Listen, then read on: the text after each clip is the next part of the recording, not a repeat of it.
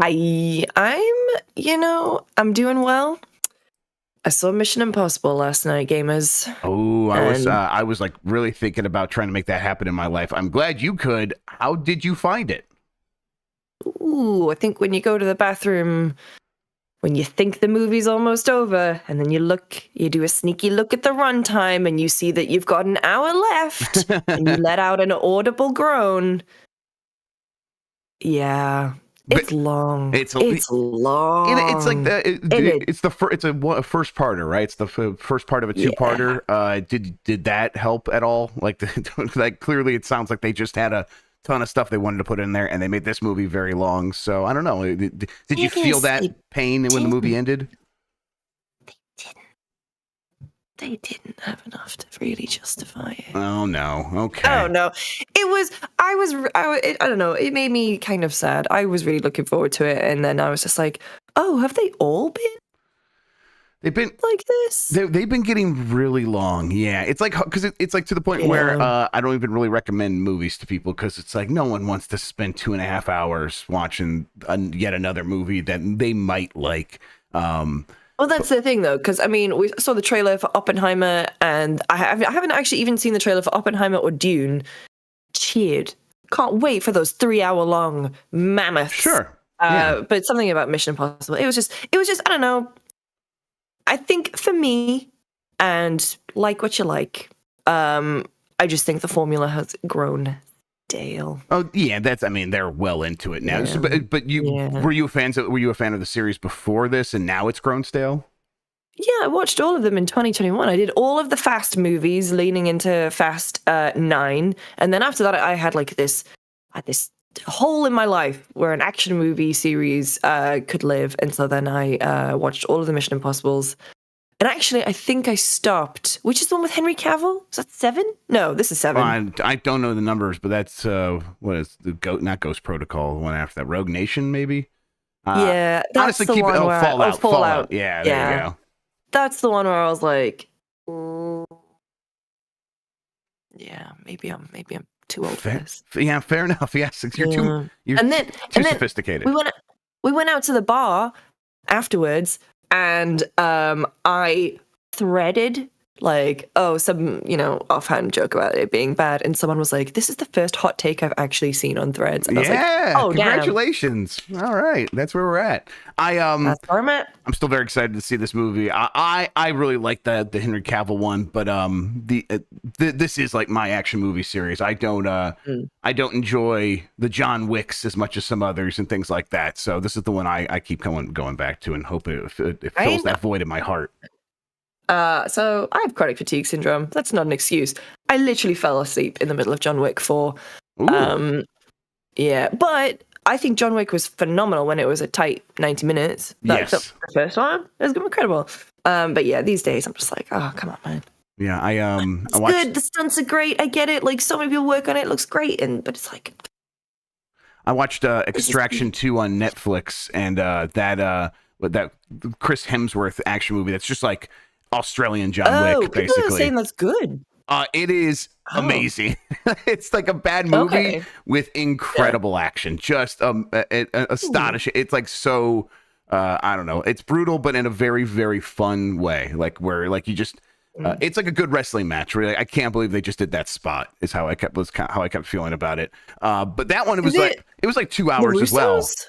No, Russos are over doing Amazon stuff. So this one is I can't remember what the lineage is here, but there is like an action movie like lineage here. But I really enjoyed that. That was a lot of fun. But 2 hours, I think it offsets like 2 hours, still pretty long. But on Netflix, so it's like cheap and easy, and you could just pause it when you want to. I watched it in 2 sittings, so like that's the way to do it. Nice. All right, let's get into the show. Before we do, let's explain what we do here. Most weekdays, I, Jeff Grubb, will help piece your gaming life back together. That includes breaking news and maybe even some of our own original reporting.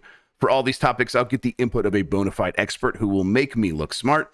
If you are watching live on Twitch, welcome. You can always listen to the show later on podcast feeds by searching for Game Mess Mornings or find the RSS on giantbomb.com. You can also catch the show later with chapters and timestamps on YouTube. Hello, YouTube. Okay, we have a lot to get into. So let's start the morning mess with the FTC is reportedly leaning towards appealing its Microsoft Activision loss because we can never be free of this. This comes from Jordan Midler at VGC. The U.S. Federal Trade Commission is reportedly leaning toward appealing Tuesday's ruling against the body's attempt to block the Microsoft Activision Blizzard merger. According to Bloomberg, while no decision has been made, an appeal could be filed as early as Wednesday, that's today, according to its source, who is said to have knowledge of the deliberations. On Tuesday, Judge Jacqueline Scott Corley of the United States District Court for the Northern District of California denied the FTC's motion for a preliminary injunction to halt the deal. Had it been granted, the injunction would have blocked the $69 billion deal from being completed until the U.S. regulators' in-house court had a chance to rule on whether the merger hurt competition in the games industry. Judge Corley ruled that the FTC didn't prove that the acquisition would harm competition in gaming, and now the FTC has until the 14th to actually file this appeal. So it has a couple of days, but it's probably going to file it today.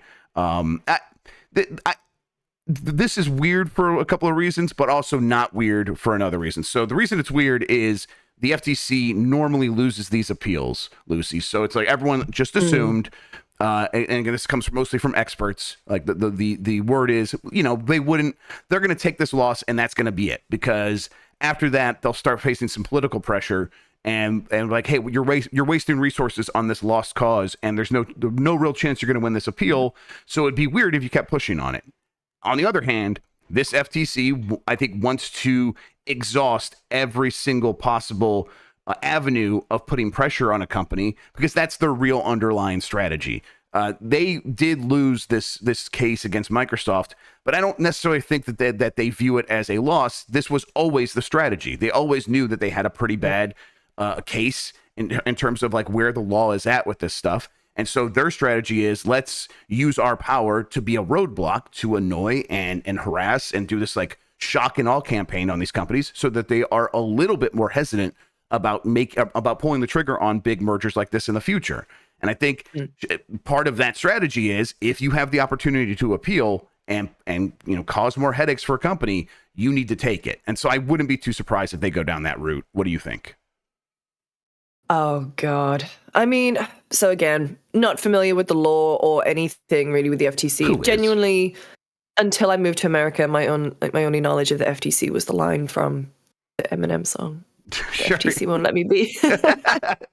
and now that's a Phil Spencer song now. It's how it is. Yeah. The FTC won't let him be. I'm just, I feel like I just came back from vacation and I had a week where I didn't have to think about this stuff, and now I have to think about it again. Well, we thought we were going to be free of it too, right? We thought we were all free. Yes, but no, it's FCC. Oh no, yes. I've been lied to this whole time. Yeah, the Federal Trade Commission and the Federal Communications Commission, I think, are the two there. And then the FCC is the one that gets mad if you say the fuck word on radio. The FTC is mad if you know about a video game before everyone else does, and then you invest in that company. God. So, yeah, God. I guess that's the FCC. I can't keep it straight either. It doesn't matter, basically. It doesn't matter. You know what? I'll say that. Go. Honestly, the FCC can keep doing this. I think it's fine. Yeah. I mean, I don't waste everyone's time and money and just just get it over with. But it's like, it is, at the end of the day, it is pennies compared to like the damage that can be done if they don't get in the way of some deals like this potentially. Like I mostly think, for sure. I mostly think that the Microsoft Activision acquisition is going to be net neutral at worst. Maybe that's wrong, but I don't think it's going to be some massive detriment to the competition in the market. And my hunch is, my gut tells me it's probably going to be fine. Like, and maybe this even increases competition. Who knows? I definitely don't. I'm just guessing.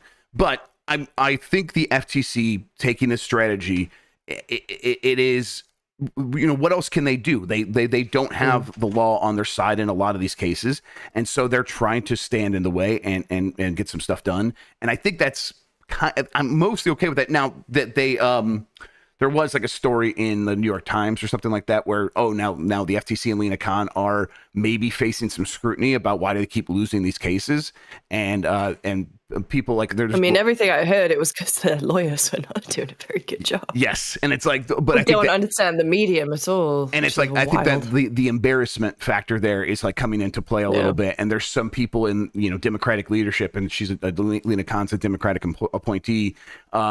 And it's like, you're making us look bad and look incompetent. It's like, again, I think they are executing on their strategy that they think is the best way to accomplish their goals of getting in the way of these mergers. But part of that, like a necessary part of that, is going into a lot of these cases and not having a great case and still having to argue them anyhow and looking a little bit befuddled. And so, maybe they hesitate because of that pressure, but we'll see.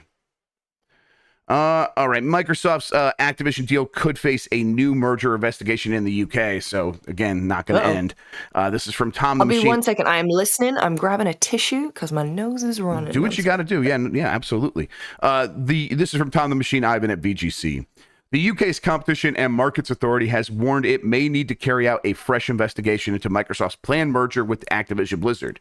The CMA, Microsoft, and Activision Blizzard announced on Tuesday that they'd pause legal proceedings with a view to reaching an out-of-court agreement on the game company's proposed merger after the deal was cleared in the United States. The watchdog said it was ready to consider any proposals from Microsoft to restructure the transaction in a way that would address the concerns that led to it blocking the deal initially. In a follow-up statement provided to Bloomberg, the regulator said a restructured deal proposal could require a fresh investigation. Here's a quote from a CMA spokesperson. Merging parties don't have the opportunity to put forward new remedies once a final report has been issued. They can choose to restructure a deal, which can lead to a new merger investigation. Microsoft and Activision have indicated that they are considering how the transaction might be modified, and the CMA is prepared to engage with them on this basis. These discussions remain in an early stage, and the nature and timing of the next steps will be determined in due course. So it doesn't, like, I think there was hope on Tuesday from the Microsoft camp of once the CMA softened its position after the FTC ruling. And to recap there, the FTC got denied. Won't let him be. Yes, the FTC would not let them be. But the judge has said you kind of have to let them be, let the deal go through in the United States for now, and you can still do you can do whatever you want to do, with your normal process. But Microsoft's also allowed to go through and close the deal in the United States. When that happened, almost immediately the CMA was like, "Hey, we are ready to talk with Microsoft now and reach a new agreement." And I think the hope out of the Microsoft camp is that would happen quickly. And the indication here from the CMA is like, "Well, no, we're still going to take our time." So it's not like Microsoft's going to be able to wake up tomorrow and have the UK market figured out. They're still going to have to go ahead with this deal and figure out an alternative in the UK until it seems like the CMA gives approval, and that could take some time. I still kind of don't know what that looks like, Lucy. Like, do you think that Microsoft would, for example, go set up a whole new office outside of the UK to handle its business in Europe? Because I think they are headquartered in the UK right now. I mean, yeah, I could see that happening. I mean, a lot of places moved out of the UK in general after Brexit, because Brexit means Brexit, Jeff. Yes, we're taking back control. What an embarrassing time for my home country. It's an embarrassing time for all countries, yes. Well, yeah. I mean, yeah, we're all in it together, but separately. I genuinely could see them doing that. This is a massive deal. The UK is still a huge market, but, obviously there is Europe to take into account too. So I could maybe see them doing it. It's just, yeah, what a mess. Yep. Microsoft is, of course, incentivized to close the deal by July 18th, literally 6 days from now, because that's the agreement they have with Activision Blizzard, and there's a $3 billion fee if the deal falls apart before then. They will likely, it seems, actually make that date. This wasn't a binary thing where either make that date or pay $3 billion to Activision. They wouldn't renegotiate that and push that date along. They may still do that. So, it's like people could set up their countdown timers and be like 6 days, and maybe that's when we could stop thinking about this. Chances are, though, there will be a lot of news coming out of this for the rest of the year. The rest of our lives. The rest of our lives. All right, moving on. These are the deals of our lives. The ESA says there's a robust avenue for game preservation to occur and that it's occurring. You dumb idiots, so quit complaining. I added that last part. Oh, is this their response to... Yes. The Video Game History Foundation thing. Exactly. So this comes from my Nintendo News, but again, to recap here, the Video Game History Foundation shared some data suggesting that 87% of video games released before 2010 have not been preserved in any way. Part of the reason for this is because of copyright laws that don't have video game protection exemptions. It hasn't helped that the Entertainment Software Association, or the ESA for short, have been resisting those exemptions. So this is the fight right here that you pointed out. Like the Video Game History Foundation ran a survey, ran a study, and they published the results of that study earlier this week that found that 87% of existing video games are inaccessible in any meaningful way beyond piracy. And that's really the only viable way to get them. And their point is we are a library, and we would like to provide legal protected services to share our library, which we have and we've built through hard work and not through piracy, but through like reaching out to people and asking for resources. And that stuff exists in our library. But right now, the only legal way that we could share those resources with people is they come to us and physically walk into our library and access the stuff there. They have to be on premises. And this is not the world we live in. And the Video Game History Foundation is working with digital medium, and they should be able to provide a solution to this that fits with that and can work online over the internet in a way that they are sharing and like lending out their games digitally.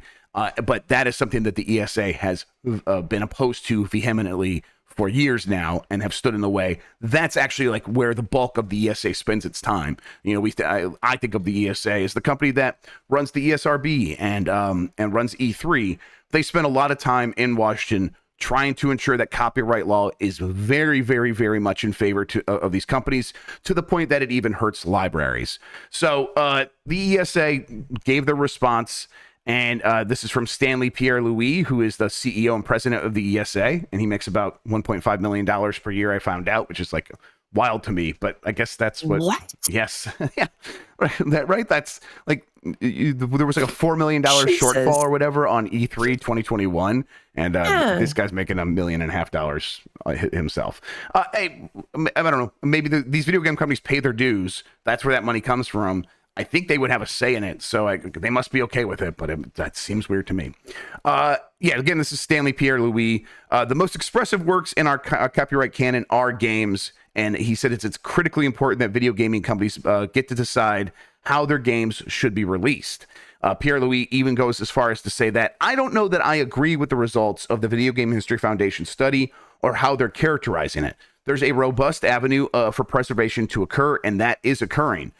Pierre-Louis cites recent efforts by Sony, Microsoft, and Nintendo to re-release their older catalog of games, and also says that the ESA's member organizations work with a wide range of well-resourced public institutions that adhere to high professional standards in looking how to best preserve games for use by scholars. And I think that is horseshit. They fucking do not do that. Are you insane? I'm sorry.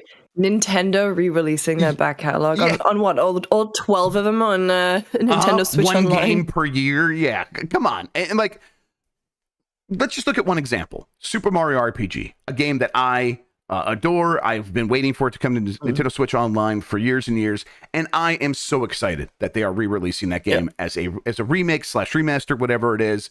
I think it looks great. But let's be clear about what happened here. They did not provide a easy legal way to access that on their current ongoing console, and it might be on the Wii U. Like maybe it's still accessible on the Wii U, but like they've not made it easy to access on their current console, the ongoing thing, because they were going to remake it. Like there is a profit motive there that discourages them from preserving this in a way that's easily accessible. So this piece of history, Nintendo is encouraged to sort of hide behind the curtain a little bit so they could sell you something else. And it's like, okay, I think Pierre-Louis might argue, well, yeah, you're getting the remaster and that's how we're preserving things. But the point of the Video Game History Foundation is that there is an educational factor here that the video game industry has no incentive to encourage or to help with, and they are standing in the way of. And that educational factor requires people going back and seeing the games as they were on original hardware, and not just the repackaged products that these companies feel comfortable selling us again. And that's even before we get to the likely 80% of games that aren't going to get remasters, aren't going to come back in any form or any way. And that stuff's going to continue to be lost. I feel very strongly about this, but Lucy, I'm wondering, do you think that the Video Game History Foundation has enough momentum to actually change copyright laws in the United States? I hope they do. I mean, I was talking, we recorded Friends Per Second on Monday, and obviously, Gerard is a huge proponent of preservation, and, he's kind of like rallying, like he's making videos about it. This is getting picked up in the news. I just hope that, people rally around it even more, because it's so important. And then, this is, if you listen to FPS, this is a conversation you're going to hear me have twice, but like, I know that I fall into getting stuff digitally because of convenience, but then there are some days where I'm just like, oh man, I wish I still had a copy of that game that I had 25 years ago and I donated and now I'm regretting it. Or maybe, But you shouldn't have to like worry about that, right? Like you should be able to get the games in the way that's convenient for you. And then there should also then be this methodology for libraries to preserve this thing when you decide years later to come back to the thing, regardless of what even if you sold the thing and you no longer have the license to enjoy that product anymore. At a certain point, that's where the library is supposed to come in as this. That they save it so we don't have to have a million things in our homes and feel like we have to be our own curators, right? Yeah, and that's the thing. That's where I'm at, where it's just like, I wish there was just an easy way of doing it. Like, my stuff is just accessible, and I can get it, and I can revisit, this random game that I played in the mid-90s without having to, I don't know, go down the eBay rabbit hole. But it's just, I really, all my support is behind the Video Game History Foundation. They're doing amazing work. And if they could get the law changed, it'd be incredible. But, you are up against, oh, God, the people who America values most, which is copyright holders. Yep. It's and they make more money doing it the way they're doing it. So I don't know. I really hope. Yeah, but you never know. And it's a tough one because video game companies and the people that interact with video games have rarely gone as far as changing the rules and changing the laws to figure out like how we're going to be in balance with one another. Typically what we do is have the mutually assured destruction of a lawsuit waiting for something like, streaming games. Like that stuff is still like technically probably illegal in many judges' opinions, and it could be found to be that way, even with fair use rules and stuff like that. But video game industry is like, well, for one, we do find benefit of people streaming our games, but really we aren't sure that we would win, and so we could take a case, and what if we lose, and that sets precedent, and then we lose control over our copyright and our IP a little bit more. And the gamers on the other side, the streamers, are like, what if we lose? And then our entire business model goes up in smoke. So it's this uneasy truce that the two sides are in. And it's like, that might not be something that can work for something like the Video Game History Foundation, which is going to be going to proper companies that are going to have their lawyers there, and lawyers are going to say, well, these are the rules, and if you go in there and you violate this and we let you do it, how are we going to stop a piracy site from doing something that looks very similar? And it's like, well, what about this uneasy truce? And I think the lawyers at these companies would probably be like, no, thank you. We're not interested in that in this case. So it's like, at a certain point, you need someone like the Video Game History Foundation to stand up and actually push back and hopefully be able to make some headway in making some changes here. Copyright law is in a weird place. It's in a tough place. The Internet Archive, which is a kind of the Video Game History Foundation with a kind of a similar idea, but for everything, they do amazing work and should be preserved. It's like the idea of an internet. Are they still being sued? Yes. By HarperCollins? Yeah. Yes, they're actually the video sued. game. The Internet Archive, I think, is headquartered in San Francisco. I might go and do a little pilgrimage. You should. That would be fantastic. It's you know, I've been on the internet my entire life now. Well, since I was like about 12, and it used to be fun and it used to be cool, and it's getting worse. I was thinking about this the other day. Yeah. When do you think the last good time of the internet was? I think that there was a period there where recently. I think it was recent. It was not as good as it used to be. Sure, and maybe that's a boomer thing to say, but after Twitter got really bad with Gamergate and all that stuff, and then they took they took some of that stuff seriously, and they took the misinformation. They took that stuff seriously. They figured out solutions to a lot of their problems, and to me, that was very exciting. That a company actually took this stuff seriously, addressed it, and mostly got a big social media platform into a place where it was actually kind of pleasant to hang out in. And I think that's more obvious now by comparison to how it feels today. But it like billionaires buying stuff and ruining things, AI just copying stuff from other AI written stuff, and this circular Ouroboros of terrible content to the point where like Googling things is completely useless, and it was already moving that direction, and it's going to get so much worse. The internet is like this it is becoming this dystopia, and then you have the Internet Archive that's trying to preserve like some good stuff, and it's like, no, we are trying to stamp that out as well. And the internet should be for the Internet Archive, not for all of these fucking terrible businesses trying to eat each other's lunch. And so, yeah, it's going to be a real bummer if the Video Game History Foundation and Internet Archive can't win some of these skirmishes and get some ground back. Yeah, Internet Archive is so important. I did an episode of the Very Online Show about it a couple of years ago. And yeah, so go check that out if you're interested. Yeah. But also, have you ever searched for yourself on the Internet Archive? Because we searched for Bacala, and there are some incredible old videos of him on there. Oh, okay, that's exciting. There's one where he's reviewing the Zune, I think, on G4 or something. It's great. It's great. Okay. Next time Bacalar's on vacation, we'll do a UPF where we just watch old Bacalar videos. I would love that. Oh boy. Okay. All right. Moving on here. Naughty Dog president retires after 25 years at the studio. This comes from Eric Hiddleback Furu at Game Reactor. Evan Wells is probably not a man those of you who are casual gamers have seen or heard much about, as he's been mostly working behind the scenes for more than 15 years. That's not to say he hasn't been extremely important, as he's been a pivotal part of Naughty Dog and PlayStation's giant successes with Uncharted and The Last of Us. That's why tonight's news is very interesting.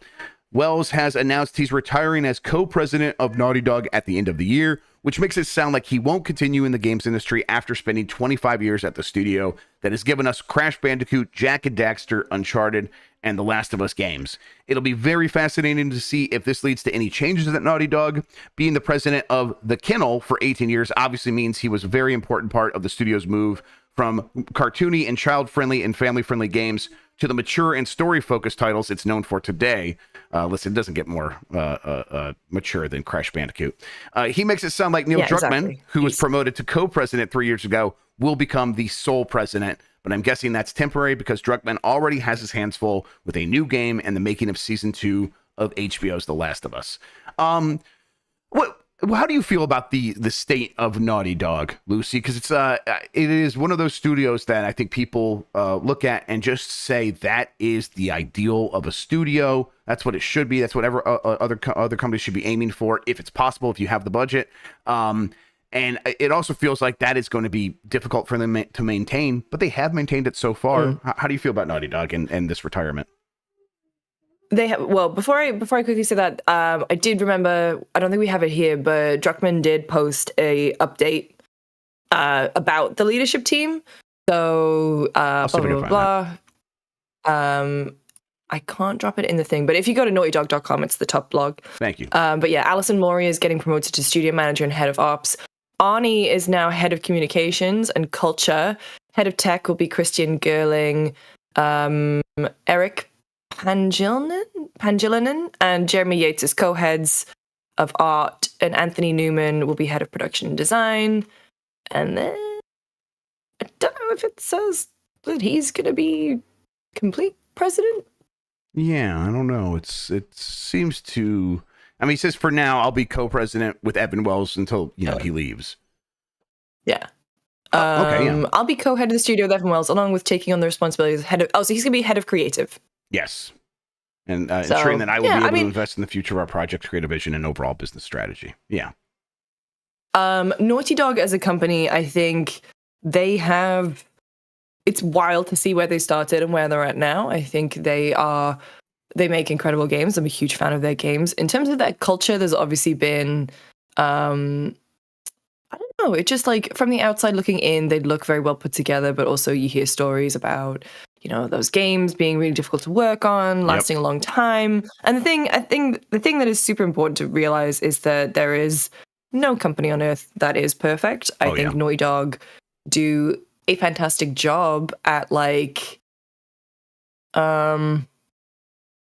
think the team they've put together is great. I think like I said, I really appreciate and enjoy their games. I think they push the boundaries a lot of times. Like if you think back to 2013, Last of Us coming out was so different for the time. And the fact that, you hear that they were pushing to get, Ellie even on the box because that just wasn't done at the time. And then now look where we fall with what they did with Last of Us Part 2, success of the TV show.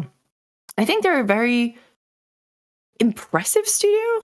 Yeah. And I like I'm dying to see what they're doing. The thing that doesn't excite me necessarily, and maybe because I didn't play much of Last of Us multiplayer, is like the multiplayer game that they're working on. Like I think they really thrive with. I mean, I know a lot of people enjoyed it. For me, I'm like, oh, what is the next Naughty Dog like narrative thing? What is the next single player experience they're working on? And so I'm just like, that multiplayer game, it's in limbo now. We don't know what's happening with it. Last we heard was that Jason Schreier report that it's in trouble, and it lines up with what I've heard where they are struggling to make their first live service game. Like they made multiplayer stuff before, but they definitely were going hard at this being a big live service project, but they were going to do it the Naughty Dog way. And then Bungie comes in and was like, the Naughty Dog way is pretty messed up, y'all. This is not going to work. And that's the story, at least. And so I like to think that that's how they came in as well. It's like, actually, you guys, the Naughty Dog way just fucking, we don't know about this, homie. But yeah, it's okay. But if that game does, come out, even if it is like a more narrative enriched multiplayer game, which is how they keep posing it. I think I know what you exactly what you mean, where you're like, yeah, sure, but what do I come to Naughty Dog for? It is these characters, the storytelling, the cinematic nature of it all.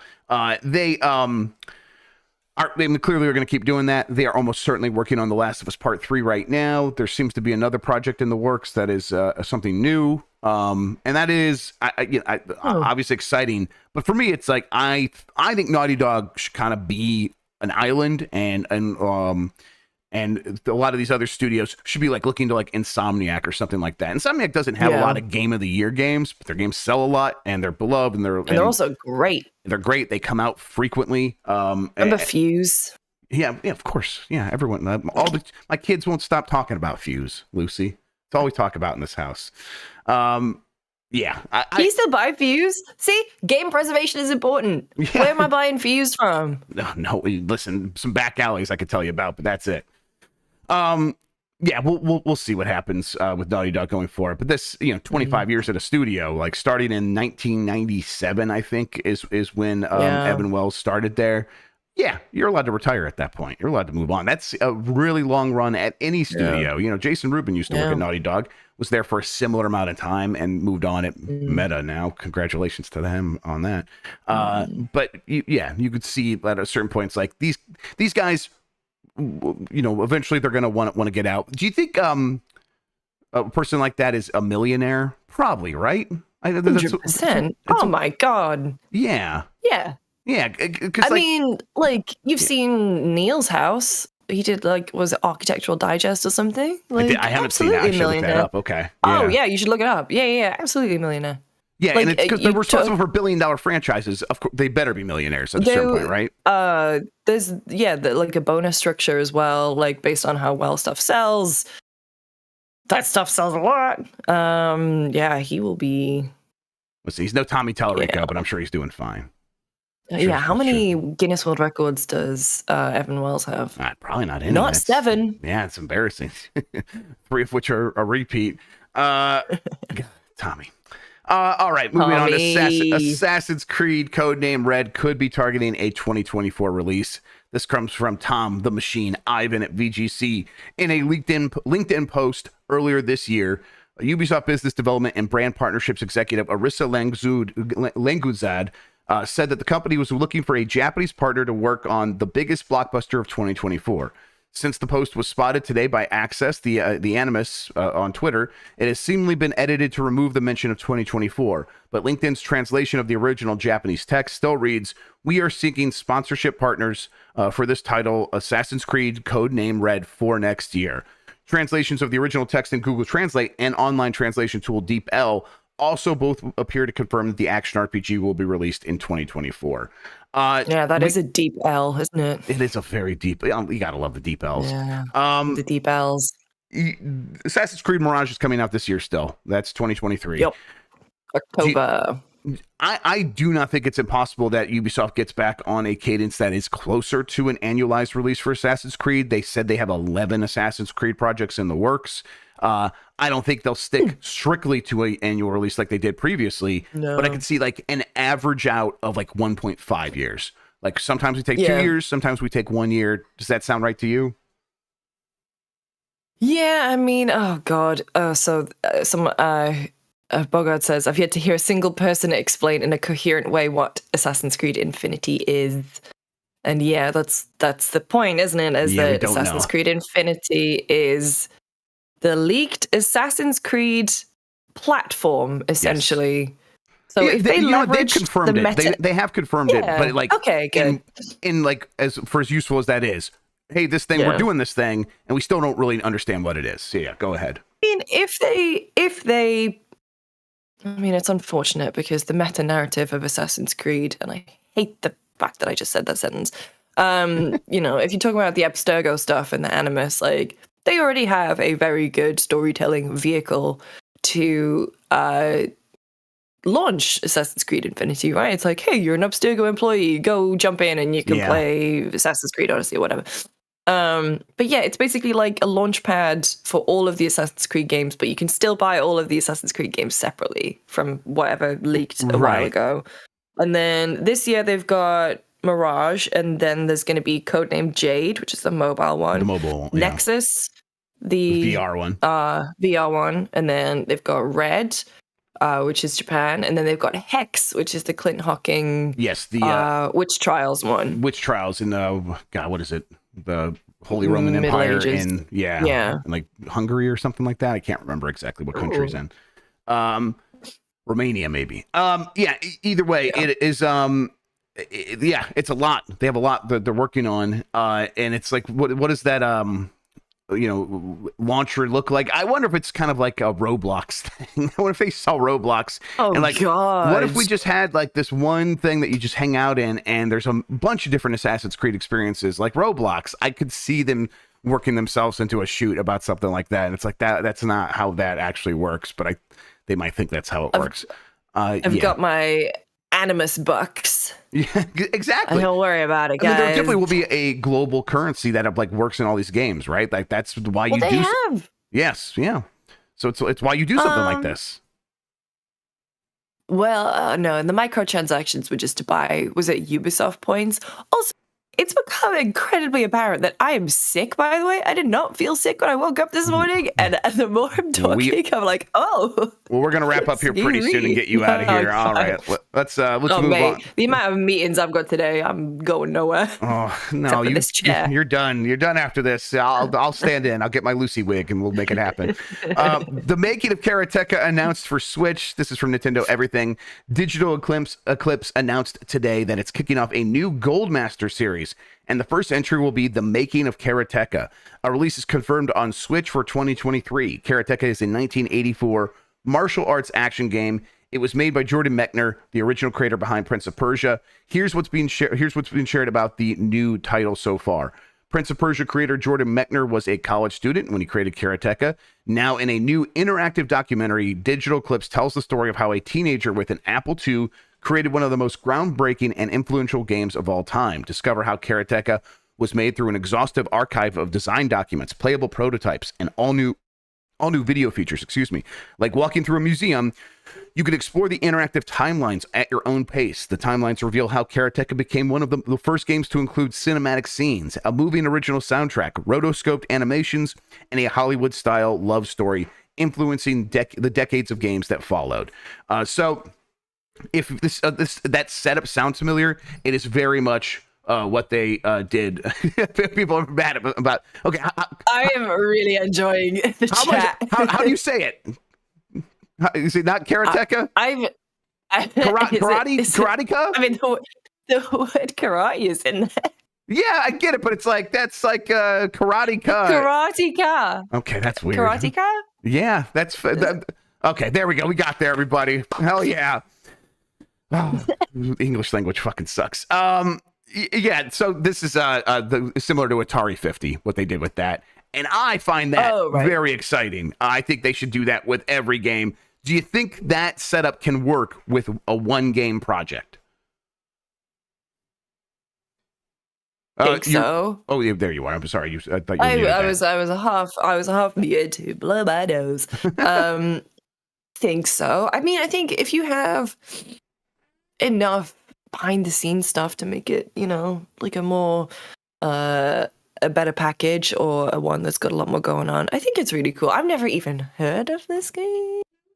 Obviously, heard of Jordan Mechner, but like it is like his project before Prince of Persia, but it's got a lot of the similar elements in there. But it is, you walk forward and you beat guys up using cool karate moves. Oh, okay. No, I'm looking. I recognize it from seeing it, but I've never played it. That's cool. I think I hope this works because there's only so many projects they could do like Atari 50 where it's like here's a collaboration of a bunch of games and we're going to tell the story of this company through all these games. That is something they probably could do if they build up enough momentum with this thing. But in the meantime, it's like going to these singular creators, talking to them about games they still have the rights to, and kind of doing a project based on that. It's like I hope it can scale up and down so that they can keep doing this wherever they can get the agreement to make it happen. I love Atari 50, one of my favorite games of last year. So I love this idea, and I hope they are able to make it work. Yeah, I really hope they do.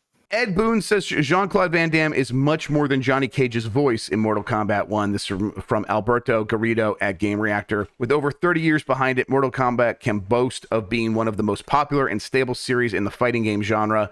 And in just a few months, it will extend its legend even further with the release of Mortal Kombat 1. Our colleague David Caballero had the chance to preview the game in early June during Game Reactor's visit to Summer Game Fest in Los Angeles. And as well as sweating out with every fight, he also got to chat at length with NetherRealm Studios co-creator and chief operating officer Ed Boon in an interview. At that point, he went on to say, "It's this is a quote from Ed Boon. So it's really going to be Jean-Claude Van Damme in there. We've recorded him. Well, he's going to be Johnny Cage, and Johnny Cage was very inspired by Jean-Claude Van Damme in Bloodsport. So there's certainly some of his, signature moves and whatnot in there." They went on to say, and then he goes on to tease that there will be more than just his voice in there, and obviously, like it'll look like him. But I wonder what that means. Like, are they going to have Jean-Claude Van Damme be able to come in there and interact with these other characters to some extra level or something like that? I don't know. I'm hopeful. I love the idea of Jean-Claude Van Damme skin in Mortal Kombat 1, though. That's kind of fun, silly stuff that I think Mortal Kombat really thrives at. See, I was gonna be like, oh, are they gonna he's gonna do the splits or something, and then Mike just goes, they're gonna include his dick. He did write that in chat. Yes, he did. That's very good. He's not the only one. Other people are saying the same exact joke in there. So here we go. Wait, why? Okay, dare I ask, why his penis? Why? I think. Was he the one who did that? Was he when he did the dancing show? What do you mean the dancing show? Like, did he do like Dancing with the Stars? I don't. Okay, I can't remember if it was Jean-Claude Van Damme. So I don't want to. He is in Breaking 2 Electric Boogaloo. He's like where he does some breakdancing and then there's some great gifs of that. But I think Mike says no particular reason. I'm just terrible is why he said what he said. So and that tracks for me. That I understand. So I thought, oh God, I can't believe I'm saying this. There's a Dancing with the Stars, and I can't remember if it's Van Damme. It's someone, and there's just a very visible erection at the end of a dance, and it's like that sounds like Jean-Claude Van Damme to me, and I'm going to choose to believe it is, whether or not it's true. Do I want that on my search history? I don't think I do. Jean-Claude Van Damme's dancing erect penis .com. Yes, just go there right now. Okay, we got a poll that we're going to bring up here in a second if I can get it happening. In the meantime, though, Lucy, why don't you tell people where they could find you and what you got going on this week? It's Wednesday, my dudes, which means a new episode of Jeff's Bizarre Adventure. We recorded it yesterday. So we recorded the Cowboy Bebop Gaiden episode 2. So that means we cover episodes 2 and 3 of Cowboy Bebop, which was a very fun time. And then what am I doing the rest of the week? I'm working a lot this week, which is why I can't really slither away into the darkness, because I'm going to Comic-Con next week. I have never been. I'm very excited. That's very exciting. But obviously, being out of the office means I have to get all my stuff done, like now-ish. And I was away last week. I love it. As soon as I said I was going to Vancouver, everyone was like, "Oh my God, who are you going to go see? You going to go see Coalition and stuff?" I was like, "No, I'm going to see my dad," because he was visiting. Nick James, the gamer. Hell yeah, Nicky James. He's probably secretly working on like a Quad A project, I bet. Oh, my dad, right. So my dad is the reason I'm into video games, because he always had a PC and we would play games together and stuff when I was a kid.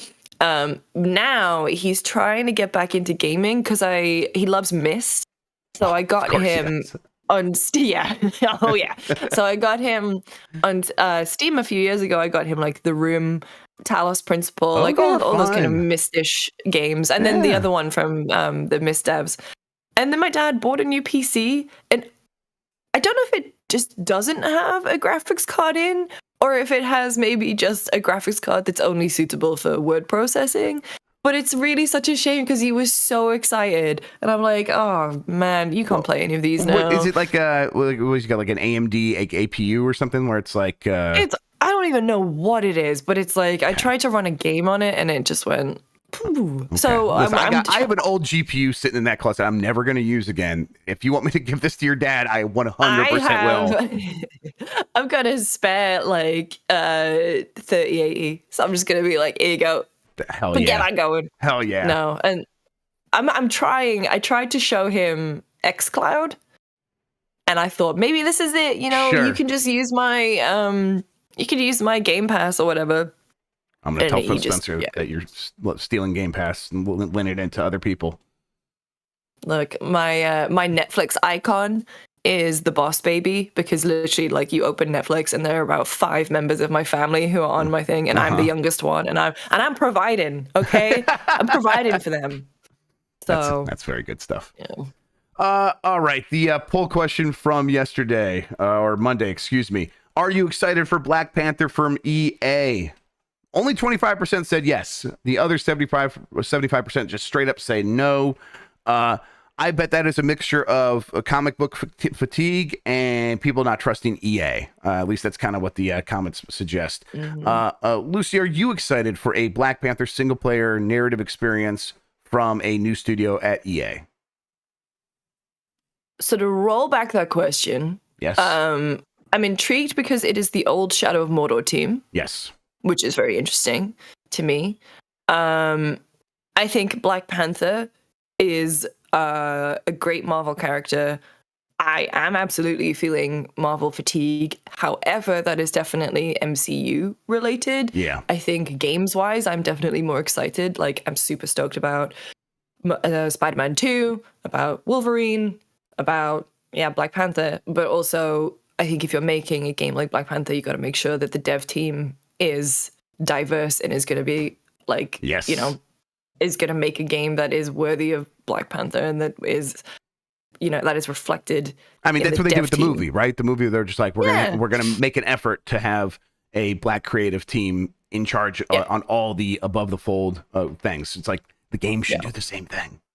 Yeah, absolutely. So, there's potential there, but it's also, I know that everyone's eyes are on this. Everyone is keeping their eyes in it. So we'll see. I mean, that's the thing. Like, they've announced it very, very early with nothing really much to show or say about it.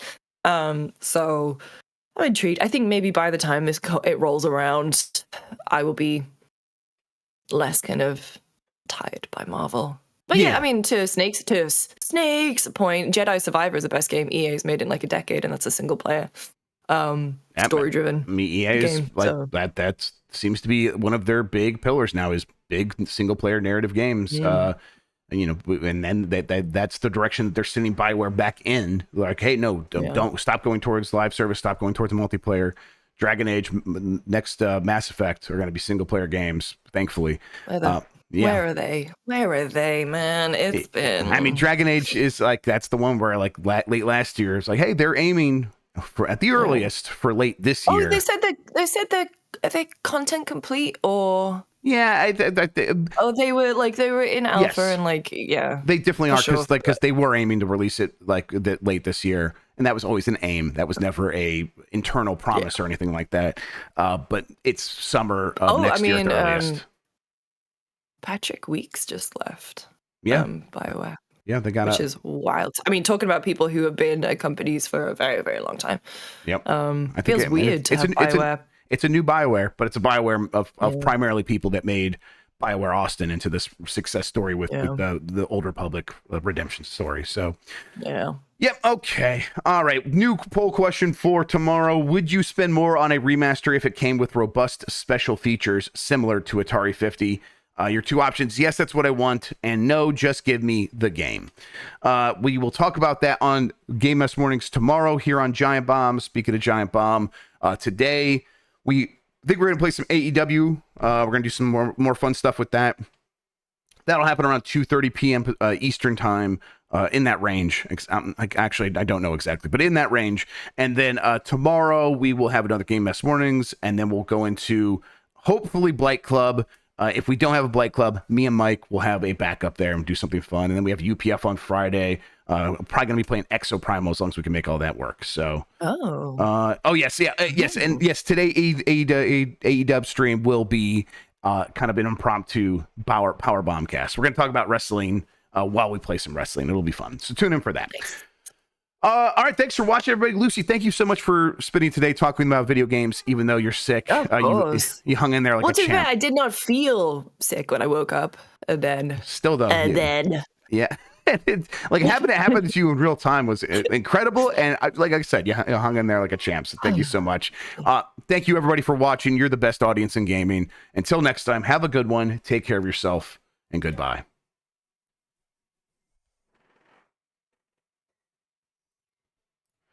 Okay, hot mics still. Right. Hot mics coming through. Lucy definitely feel better.